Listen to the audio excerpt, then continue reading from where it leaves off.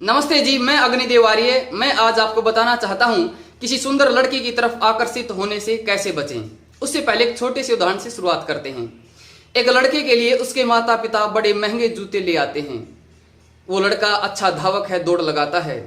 जो महंगे जूते लगाकर जब वो दौड़ लगाता है, दौड़ने लगता है, तो उसके जूतों में एक नुकीला कंकर या नुकीला पत्थर घुस जाता है। अब मैं आपसे यह पूछना चाहता हूं, जब उसके उन जूतों में नुकीला कंकर घुस जाता है, क्या वो उसे आगे बढ़ने देगा? क्या वो दौड़ में विजय प्राप्त कर पाएगा? क्योंकि वो नुकीला कंकर उसके पांव में घाव बना देगा। तो मैं ठीक इसी तरह इससे आपको यह समझाना चाहता हूं, आज माता पिता अपने बच्चों के लिए क्या नहीं करते।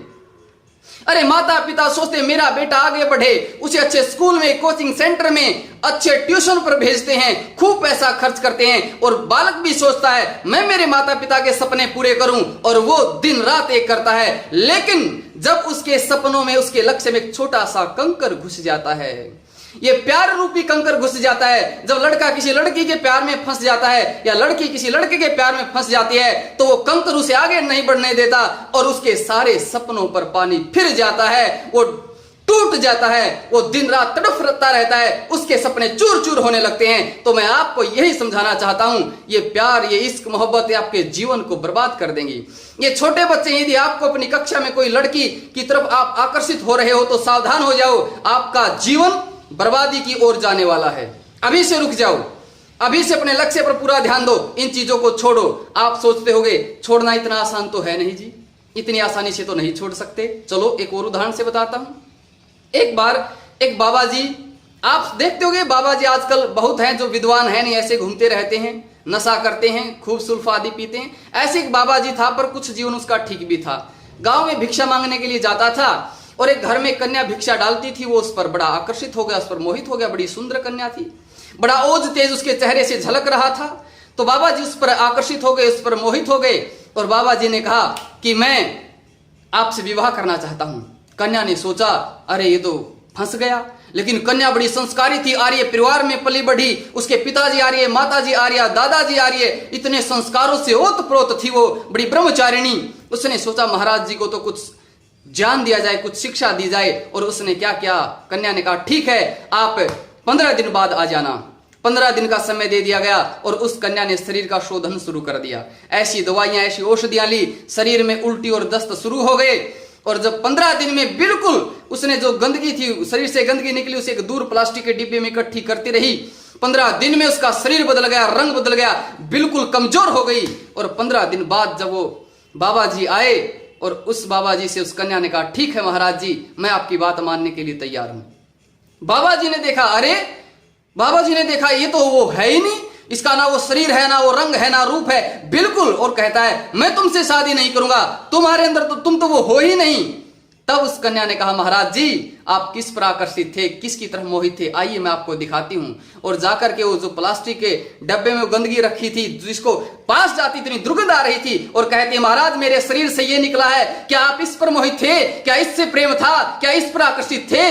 अरे तब जाकर के महाराज की आंखें खुली कि जिस पर मैं अपना जो त्याग मैंने किया था, वो आज उस त्याग को मैं खोने जा रहा था। ये तो पूरी गंदगी ही है, जिस शरीर पर मैं आकर्षित हो रहा था, इस शरीर के तो रोम रोम में गंदगी भरी हुई है। और इसको समझाने के लिए हमारे वेदों में, हमारे शास्त्रों में क्या कहा, हमारे यजुर्वेद में आया है। यजुर्वेद के 40वें अध्याय का जो 17वां मंत्र, उसमें कहा गया हिरण्मयेन पात्रेण सत्यस्य पीहितम मुखम। कहा कि ये संसार की सच्चाई है, ये एक चमकीले आवरण से ढकी हुई है, एक चमकीला आवरण ढका हुआ है इसे। और कहते भी तो हैं कि क्यों मरते हो देख कर तुम बाहर की सफाई पर, अरे यहां तो सोने की परत चढ़ी हुई है गोबर की मिठाई पर।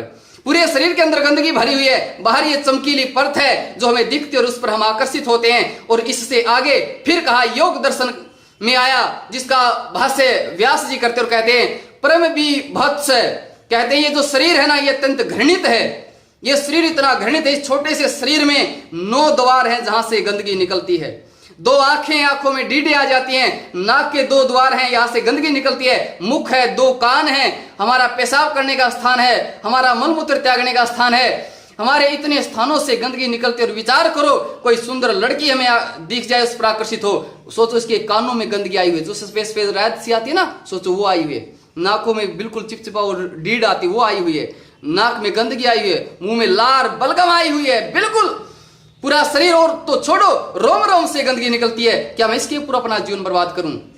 तो मैं आपसे यही कहना चाहता हूं, हमारे ऋषियों ने पूरी अच्छी तरह से समझा दिया है कि शरीर पर आकर्षित ना हो, अपने लक्ष्य को प्राप्त करें, अपने लक्ष्य को प्राप्त करके फिर आप अपने अनुसार अपने गुण कर्म स्वभाव से विवाह करें। लेकिन जब तक लक्ष्य प्राप्त नहीं हो जाता तब इन प्यार मोहब्बत आशिकी की चीजों में मत फंसो, इससे दूर रहो। और मैं आपको एक बात और बताना चाहता हूं, परमात्मा ने जो आपको सुंदर रूप दिया है ना, इसको लूटने के लिए पता नहीं कितने लुटेरे आएंगे। आपको जो सौंदर्य रूपी गहना मिला है, इसको लूटने के लिए पता नहीं कितने आपके सामने प्रेम का टुकड़ा डालेंगे, आपको लूटेंगे और आपको अपने प्यार में फंसाने के लिए अपनी जान को भी जोखिम में डालेंगे। और जिस दिन उन्हें आपको अपने प्यार में फंसा लिया, आपका सब कुछ लुट जाएगा। तो इसलिए मैं आपसे कहना चाहता हूं, जब तक लक्ष्य प्राप्त नहीं हो जाता किसी की चीज की तरफ कोई ध्यान नहीं देना। और आज बच्चों का जो बच्चे होते ना, अरे कितना सौंदर्य होता है, कितनी चमक होती है, चेहरे पर एक लाली होती है, और बच्चे मानो वसंत की तरह होते हैं, जैसे वसंत में पेड़ खिलता है, बढ़ता है, लेकिन इस पेड़ को कोई दुष्ट समय से पहले उखाड़ फेंकता है। अरे वो भूल जाता है इस बच्चे का कितना यौवन बढ़ेगा, इस पेड़ में किसी दिन कलियां भी आएंगी, इसमें फूल भी आएंगे, इसकी महक चारों तरफ फैलेगी, फूलों के रंग से उद्यान खिल उठेगा, इसके रंगों से चमक उठेगा, ये बालक कितना तेजस्वी ओजस्वी बनेगा। लेकिन इसको प्यार का टुकड़ा डाल करके अपने जाल में फंसा करके इस बच्चे का जीवन बर्बाद कर देते हैं। तो मैं आपसे ही कहना चाहता हूं, अरे नौजवानों, प्यारे बच्चों, आपके सौंदर्य को देख करके अनेकों तितलियां आपके ऊपर मंडराएंगी, आपको अपने जाल में फंसाना चाहेंगी, अनेकों तितलियां आएंगी, वो आपके ऊपर मंडराएंगी, आपका रस चूसकर उड़ जाएंगी और आपके पास फिर कुछ नहीं बचेगा। इसलिए मैं आपसे कहना चाहता हूं, आपको बताना चाहता हूं, इस प्यार मोहब्बत आशिकी की चीजों से दूर रहना। हर लड़की को अपनी बहन की दृष्टि से देखना, हर लड़की को अपने भाई की दृष्टि से देखना। और ये जो बातें मैंने बताई है, एक शरीर की वास्तविकता पुस्तक में है। यदि किसी को इस पुस्तक की पीडीएफ चाहिए तो मेरे पास है। आप और वीडियो देखोगे तो उनमें मेरा मोबाइल नंबर भी आपको मिलेगा, आप वहां से व्हाट्सएप कर सकते हैं। धन्यवाद।